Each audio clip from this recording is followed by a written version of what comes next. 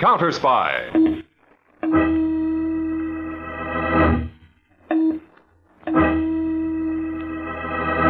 Washington calling David Harding, Counterspy. Washington calling David Harding, Counterspy.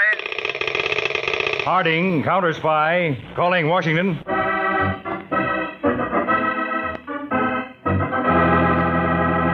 United States Counterspies, especially appointed to investigate and combat the enemies of our country, both at home and abroad.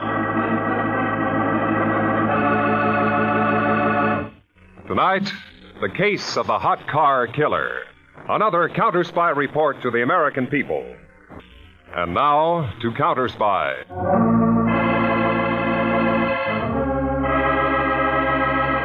A bright, brisk fall afternoon. Around the dirt track roar a dozen low-slung racing cars. Sudden death, an added passenger in every one. Axles brush on the straightaways. Tires scream as they skid on turns, then straighten out again. A man wearing the armband of an official of the track runs to the pit of car number 18. Hey, you! Yeah? Are you the mechanic of car 18, driver Joe Stacy? What's the matter? This is an official order. Flag him down. Pull him out. He's like the wind. I said stop him. Now, he's just coming in the straightway. Here's your flag. Use it. Okay. Here he comes.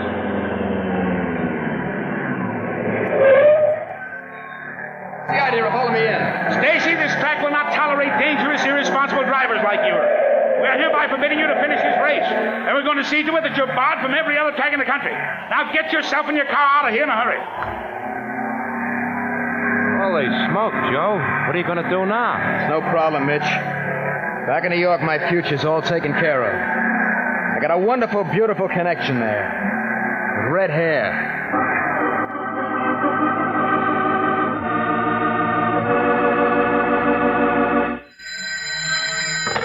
Hello? Hello, honey. Joe Stacy. I'm calling you from Chicago. Joe, darling, as if I didn't know.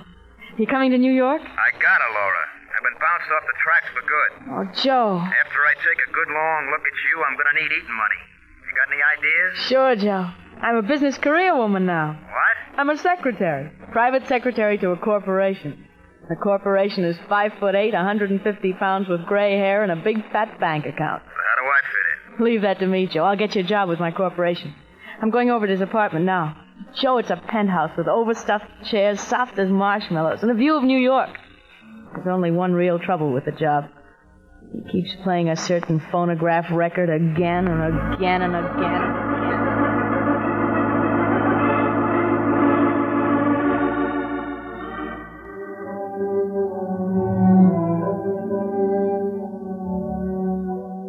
Laura, you've been staring out of that window for an hour. The view always fascinates me, Mr. Brewster. Maybe you'd rather be down there among those lights with some younger man. Like the one you asked me to hire? I'm your secretary, Mr. Brewster. Besides, young men bore me. To be with or to work for. Well, how lucky for me. I should hate losing you as a secretary. You will, Mr. Brewster, if you don't stop that phonograph sometime. Very well. I play that music constantly, Laura, because the orchestra was playing it the night you and I first met. Haven't you any such memories? With Joe Stacy, for instance? I live in the present, not the past. Mr. Brewster, the warning buzzer. Someone's coming up in the elevator. Suppose you let them up for me just this once, huh? I don't know how. On my desk there, Yes? the first button is the intercom to the elevator. Press it. That stops the warning buzzer.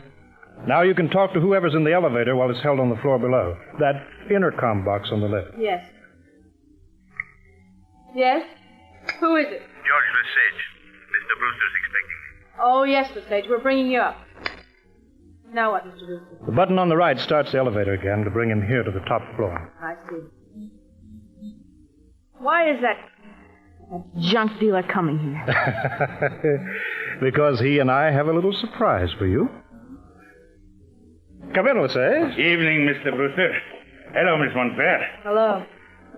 I brought the latest batch of papers for you, Mr. Brewster. All in good order? Yep, ownership papers of 6 total wrecks I bought in from my junkyard. 2 Buicks, a Chevy, a Ford, 2 Pontiacs, all from the West. Well, all plentiful models and relatively easy to steal. Fine. As soon as the cars come in, I can turn them over to you and your used car salesman. Say in a week, huh? Mr. Brewster, I think it's dangerous to mix all those stolen cars with your ordinary used cars in your sales room. Hey, that's the laugh, Miss Montclair. The smartest cover-up that was ever in this racket. Hot cars cooled off. Okay, Mr. Brewster, that cleans me up here. I'm on my way. Lesage, instead of your going to the ferry now, you go to your garage and wait there. I'll keep that appointment. Ah, okay. Laura, the elevator release button, please. Good night, Miss Montclair. Good night. Good night. Mr. Brewster, you didn't tell me the surprise you and Lesage had for me. I've decided to take your childhood friend, Joe Stacy, into my organization. Bring in stolen cars from other cities. Oh. Oh, then he's the one who's coming in on the ferry. And instead of Lesage, you're going to meet him yourself, is that it? I'm curious about him, Laura. An old friend who so fortunately turned out to be an expert car thief and driver. Now tell me, what's the quickest way for me to get to that ferry?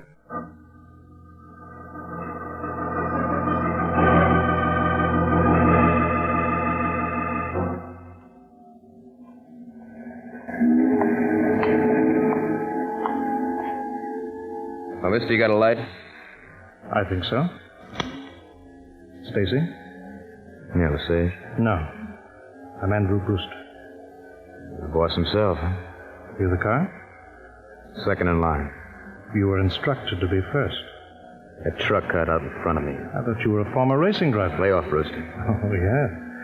Laura Montclair said you were touchy about having been ruled off the track. Well, I am. You'll find we'll get along if you carry out instructions, Stacy. If you don't shoot your mouth off. When you leave the ferry, drive to the garage at 816 East 28th Street. Pick up Lesage. Proceed to his junkyard in New Jersey. Okay. What's Lesage look like? Oh, about your height. With an untidy black mustache. When do I see you again, Brewster? This will be our only meeting. Why this one? Laura talks so highly of you. I wonder why. Curious, Brewster? Or jealous? As you so picturesquely put it, Stacy, lay off. I'm a trifle touchy myself. Goodbye, Stacy.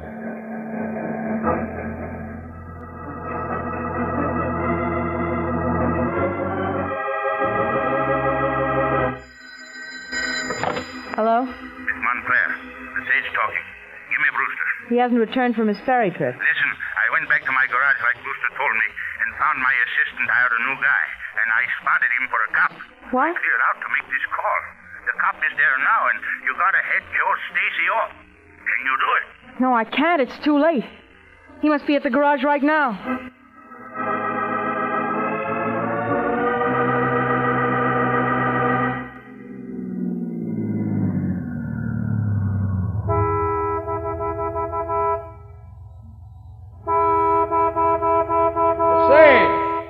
Lesage! All right, you. Come on out of that car. You, Lesage? Yeah. Come on out of that car. Come on. There's your mustache, Lesage. Never mind that. Come out. Not a chance, copper. This is for you.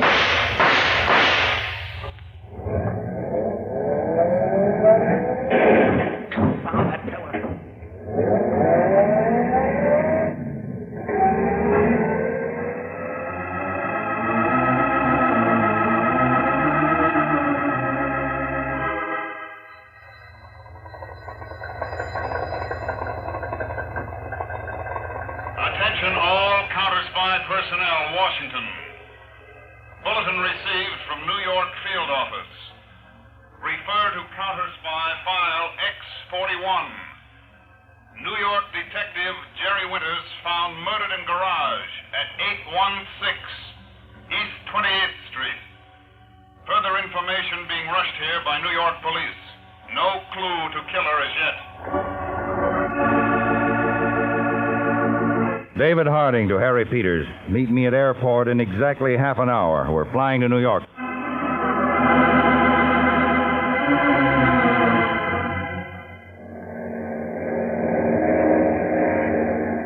Peters, you saw the message about the murder of Detective Jerry Winters. Yes, Dave, but I didn't know what to make of it. Read this letter, Peters. Winters' division chief teletyped it in. Dear Chief, I'm scribbling this in a hurry in a cheap boarding house since I may not get a chance to write again. I've made a connection that may get me a job in a garage. That's a transfer point for that interstate stolen car racket we're investigating with the Counterspies. I'll know details tonight and will report. Signed, Jerry Winters. When'd you get this, Dave? This morning, right after the notice from New York of his murder. He must have gotten the job. Then been covered so closely he couldn't even make a phone call. Yes. The New York police are covering every angle they can hit. The first thing we'll do is fine-tooth comb that garage.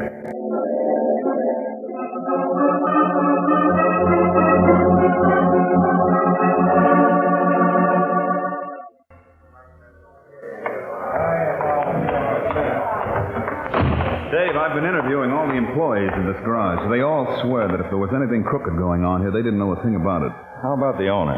His name is George Lesage, but they say they rarely see him, and nobody knows where he might be right now. How are you making out? Well, I've been working with the examination crew. Take a look at this concrete pillar, Peters. The concrete gouged out about 2 feet up from the floor. Looks as if a car cracked into it. Yes, and one of the employees I talked to earlier said it must have happened during the night. And how does that help us? Well, take a look at it through this pocket magnifier.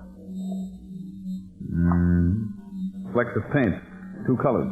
Benson of the examination crew says some of the flecks are of brown paint over a year old. And these other flecks of light blue paint with a top coat, a freshly repainted car. And that's one of the first steps of an efficient hot car outfit, Peters, to give the stolen cars a quick repaint. Somewhere there's a car with a dented fender, brown paint underneath, blue paint over it. I want to put out a fast bulletin and find that car.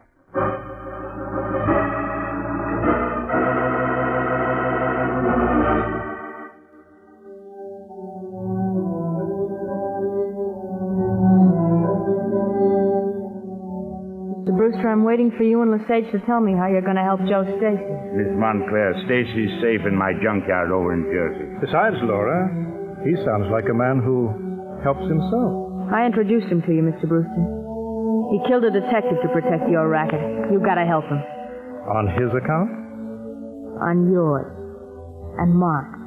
I wonder if I can afford to have a cop killer in my organization. What are you getting at? Lesage, remember what happened to Whitey? Driving along a mountain road, his car went over the side of a cliff. Accidentally. Laura. I won't help you, Mr. Brewster. Laura, my dear, Stacy knows and trusts you. You're going to invite him for a ride with Lesage tomorrow. You brought him into our organization. It's only fitting that you help him leave it.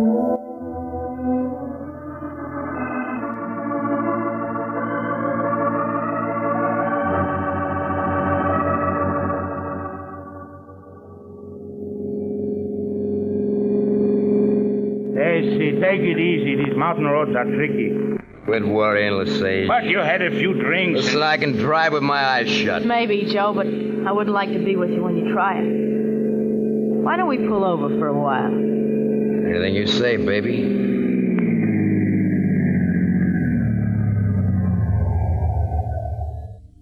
What a wonderful view. Doesn't that train look small from up here? Like a toy. You know, a guy could go over this cliff easy in a car. That wooden rail wouldn't hold a weak flea. You're some kidder, Joe. Put up your hands, Lesage. What is this? It means you're going to have the accident that you and Brewster cooked up for me. Laura, you're double-crossing Brewster, and he's stuck on you. I'm not stuck on him, Lesage. I take his nonsense now so I can take a lot of his money later. All right, Joe. Listen, give me a chance. Give me a break. Give it to him, Joe. No. Quick, Joe. Put your identification papers in his pocket. Okay, baby. Be sure you get everything that identifies him as George Lesage. Papers, wristwatch, wallet, picture of a kid. Never mind that. Pour the whiskey over his clothes. Smell like a saloon. Hurry, he's coming too. Start the engine. Can you get the car over the cliff alone? I don't want my fingerprints on it. What about mine? The more prints there are of you, the surer the police will be it was you that crashed. Okay, baby, now you get out. Be careful, Joe. I'll start her into a skid. I'm good at that. Then jump. Keep that door open. Right. Hurry before another car comes along. Take it easy, baby. Jump, Joe! Coming. There she goes.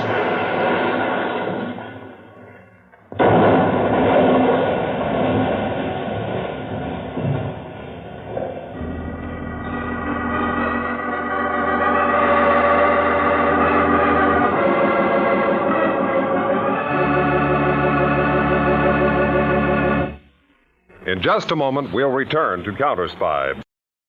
Now, back to Counterspy. Routine report to Statistical Department, Washington. Received from State Police, New Jersey at Counterspy, New York Field Office. Fatal car crash off Highway 6A. Car identified as having been stolen 4 days ago in Baltimore, Maryland. Relay this bulletin to David Harding, now in New York.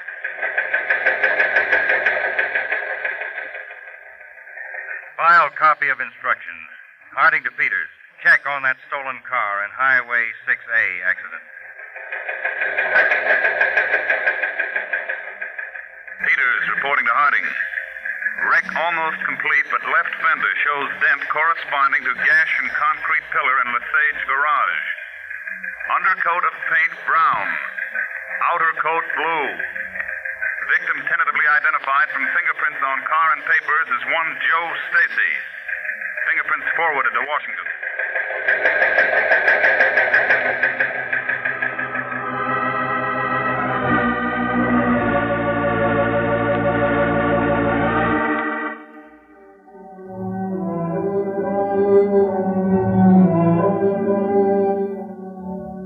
Still interested in the bright lights down there, Laura? There's a ghost dancing among them now, Mr. Brewster. I know it was difficult for you, Laura.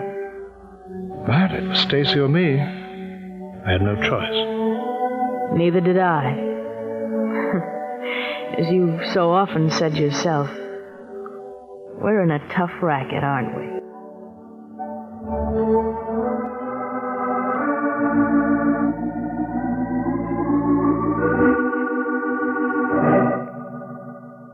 Dave, Washington reported yet on Joe Stacy? Yes, but the fingerprints on the body in that smashed car were not those of Joe Stacy. Who then? George Lesage. Lesage? Well, that's the man we were looking for. He owned the garage where Detective Winters was murdered. That's right, murdered by Joe Stacy. Stacy, how do you figure? Well, somebody took a great deal of trouble to make us think Stacy was dead, and that would suit Stacy very well. Besides, look at his record. Racing driver ruled off the tracks for dangerous and crooked driving. Hold-up charge, suspended sentence, assaulting an officer, 30 days. A bad boy. Yes, but it's hardly probable a hothead like Stacy is the boss of the entire racket, nor that Lesage was. We're looking for the top man, Peters, and Stacy might lead you to him. Lead me to him? You're going undercover, Peters, to locate Stacy. Then we can set a trap.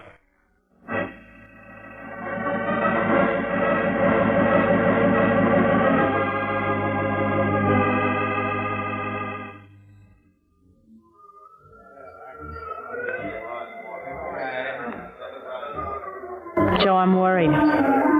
What about, baby? I don't think it's safe for us to meet in such a public place. I got this tavern in my pocket. Besides, this new mustache is sprouting. And the papers are full of pictures of the wreck. I got killed 2 days ago, remember? Joe Brewster will be wanting to see Lesage soon, and then there are the other men. Hey, Bud. Yeah, Marty. Pete Williams in the back room. He says you expect him. Yeah, that's right. Thanks, Marty. Joe. Who's Pete Williams? Oh, he's a guy I met last night right here. At the bar, he started shooting up his mouth about racing drivers. Got in a little argument. It turns out to be an all right guy. He's in the same racket. You sure he's all right? Yeah, he knows a lot of the same people I do out in KC. You're going over to Bruce's apartment, baby. I'll call you later, huh? Okay. So long, honey.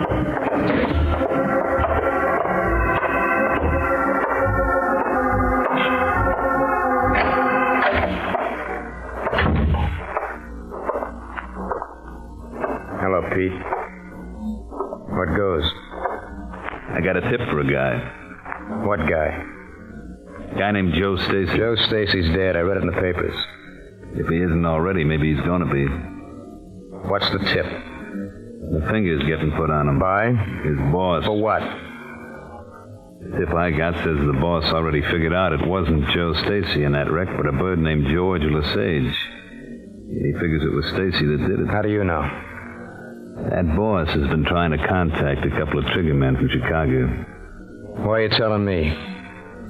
I hate hot tips to go to waste. Where can I reach you later? Say in about an hour. Tell me where you want me to be. What's the matter with here? What do you do, phone me? I'll come back and get you. Keep sober, Pete. Sure.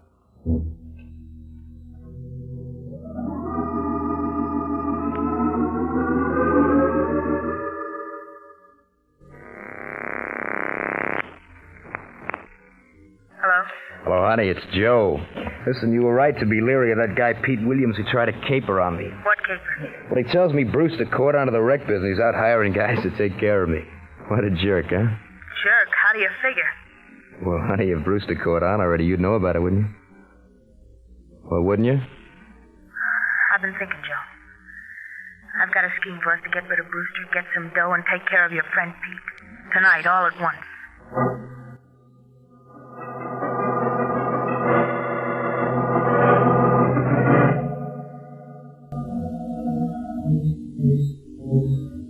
Dave, Peters.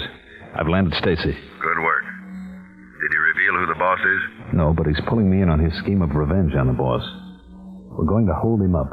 Then Stacy plans to kill him. Well, I'll be close behind you with one of our mobile squads. We'll break it up in time. Well, it may not be easy, Dave. The boss lives in a penthouse and has some tricky system to control the elevator. Stacy's girlfriend is going to double-cross the boss and let us in. Then you'll have to find some way of letting us in. When's the job set for? 11 o'clock tonight.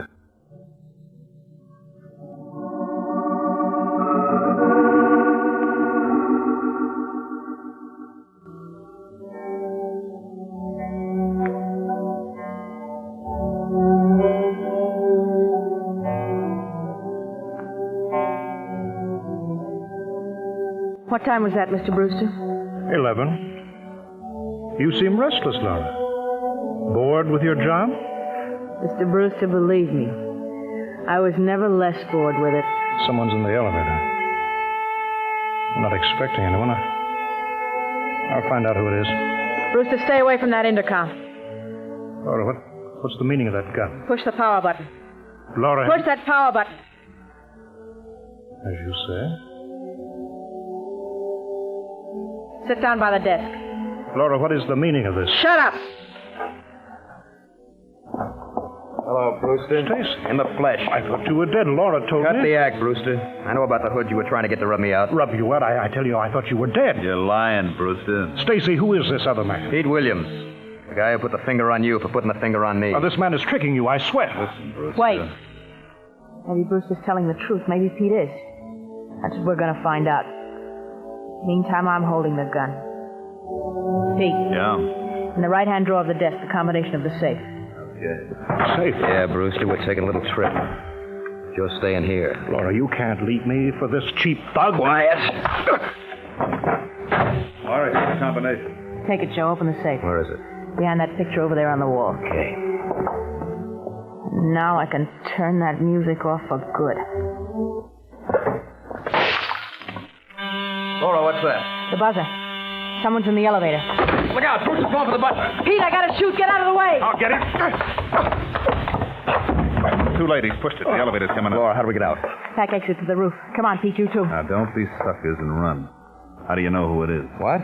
He's right, Joe. We'll play innocent. Whoever it is, we invite him, and we put him to sleep. Good girl. Put away your gun, Laura. Yeah. You, Joe, get by the elevator. Right. Now hold everything. There's nobody in the elevator. It's a trick. Hold everything, all of you. Counterspy. Don't move or we shoot. What? All right, boys. Cover every door and window. Okay, boys. You all right, Peter? Yes, Mr. Harding. But I wish I'd known you were coming in from the terrace. Looks like a good haul you made. This is Joe Stacy, murderer. About ready to have a stroke. You lousy Joe, shut up. And this, I take it, is the girlfriend. Not yours, copper. Take your hands off me. Gladly, after I get these handcuffs on you. And here, out cold behind the desk, Mr. Harding, the big fish. Andrew Brewster. Used car dealer and hot car racketeer. Peters, he looks so peaceful, I almost hate to wake him up and give him all the bad news he's got coming to him. But on second thought, I think it'll be a real pleasure. Let's get to it, Peters.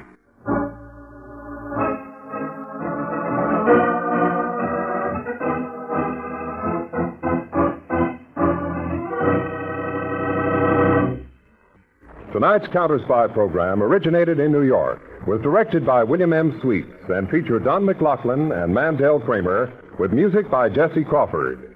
Counterspy is a Phillips H. Lord production